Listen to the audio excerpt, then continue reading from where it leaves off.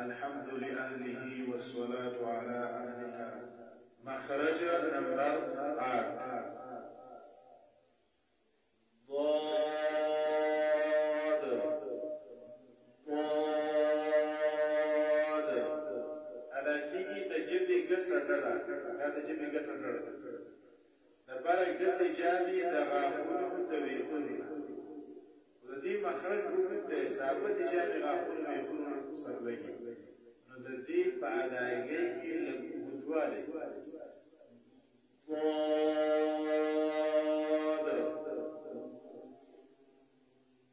دا اواز دی، دا اواز دی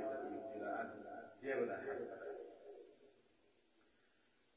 نو په دې حرف کې ډېر احتیاط پکار دی چې د ژبې سر مخکې ونه لګي، کنې بیا به د ضاد نه ضاد جوړ شي او دا ضا به دې په سر جوړه شي په الف او دال کې سره. مخرج نمبر 9 دس یا دا درې حروف چې دي لام نون را، دا ادا کېږي د ژبې د غاړې او بره مخامخ څلور غاښونو د ورونه لام، د دریو غاښونو د ورونه نون او د دوو غاښونو د ورونه را. دا پکې فرق. نور د ژبې غاړه بره غاښونه وړی دي، خو لام کې څلور غاښونه، نون کې درې غاښونه او را کې دوو غاښونو وړی استعمالېږي. لام ماشوم نشي صحیح کولی، لا لا مشکل لا لا لا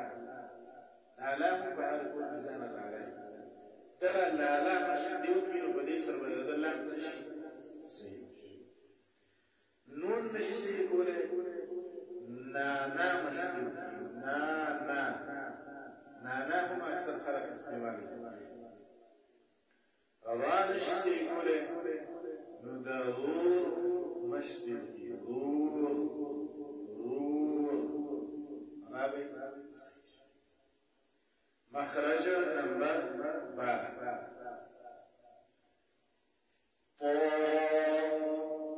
دال تا. ادا کېږي د ژبې د سر، دا د ژبې سر ده، بره مخامخ دوو غاښونو دا دوه کم غټ مخامخ غاښونه چې د دې دنده طرف ته ویښ کې وړه غونې کندوړۍ ده، هغې کې به د ژبې دا سر کېږي، دا درې واړه حروف باندې. خو په دې کې به طا چې کله ادا کوي نو د ژبې منځ او ویښ دا به تعلیم طرف ته اوچت کېږي. طا تا دال چې ژبې منځ پکې تعلیم طرف ته اوچت کېږي، دا طا غټ حرف دی، دا به غټ شي. دا طا بعضې خلک پکې شونډې راټولې کړي، سوا کړي، غلطه ده. بعضې خلک پکې د ژبې ویښ بره ولګوي، صاد غا قاف اواز پکې پیدا شو بیا هم غلطه ده. بعضې خلک داسې کوي چې دا طا ادا کوي نو دا یو قسم لږه مفخمه کړي تو، دا هم غلطه ده. دې کې به د ژبې منځ او ویښ دواړه به راوچتېږي په صحیح معنو کې طا، نو بیا به دا حرف صحیح. مخرج نمبر 13 ضا ذال ثا. ادا کېږي د ژبې د سر بره مخامخ دوو غاښونو د سرونو نه. سرونه موږ د اسانۍ لپاره ویو، د دې غاښونو سرونو سره دنده طرف ته دې کنارونه ادا کېږي. ضا ذال ثا ثا. دا درې واړه حروف به په دې طریقې سره صحیح. خو لیکن په دې درې واړو حروفو کې به جامې دواړه د یو بل نه جدا وي که جامې یو ځای کېدي نو دا حروف بدلېږي غلطېږي جامې به د یو بل نه جدا وي دا حروف به صیغه کېږي یو ماشوم جامې نه جدا کوي په دې ځای کې ورته ښکلی پکې ده پین کېده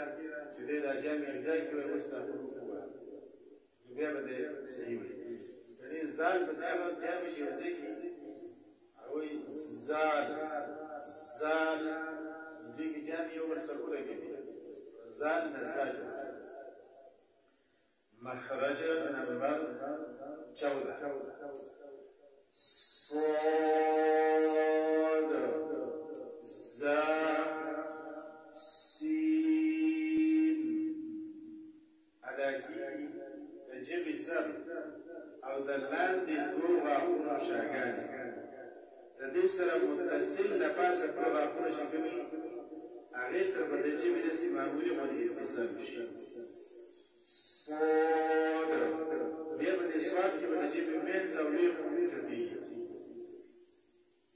صاد زا معمولي غونده د ژبې سر به معمولي غونده سمجل شي سین معمولي غوندې چې د بره غاښونه سره حساب شي نور لاندې غاښونو شاګانو ادا کوي په حرف صاد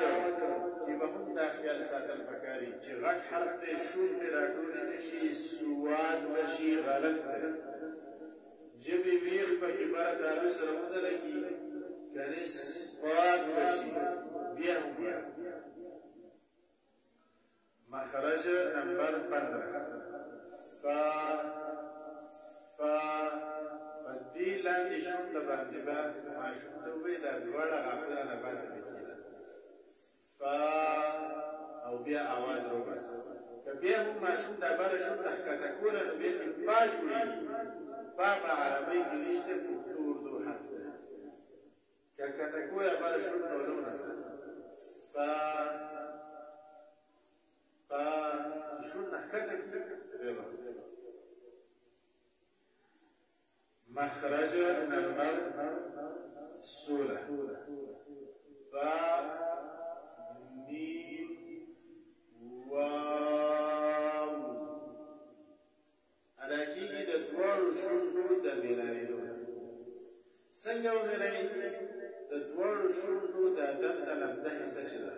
چې دا کله میلاو شي لږ معمولي په سختۍ سره با او د دواړو شونډو وچه حصه کومه چې د شونډو بندېدو په وخت کې بهر پاتې میم میم دا یو ځای شي حرف میم به ادا شي لږ معمولي په نرمه سره د دواړو شونډو د مکمل ګول کېدو نه مکمل ګول کېدو مطلب دا دی چې دا دواړه طرفونه د شونډو بند شي واو طرفونه د شونډو بند شو او مین حصه کوله وپاتې شوه نو حرف واو به ادا شي دا کوم واو دی دا غیر مده دی ځکه مده واو په مخرج نمبر 1 کې شی دی نو غیر مده چې دی د شونډو د مکمل ګول کېدو نه غیر مده اخوا که لیني او که متحرکي دغه شان یا متحرکي لیني مشدد دا به د دواړو شونډو مکمل ګول کېدو نه دی مخرج نمبر 17 غنه په دې غنه کې ځانه وکړه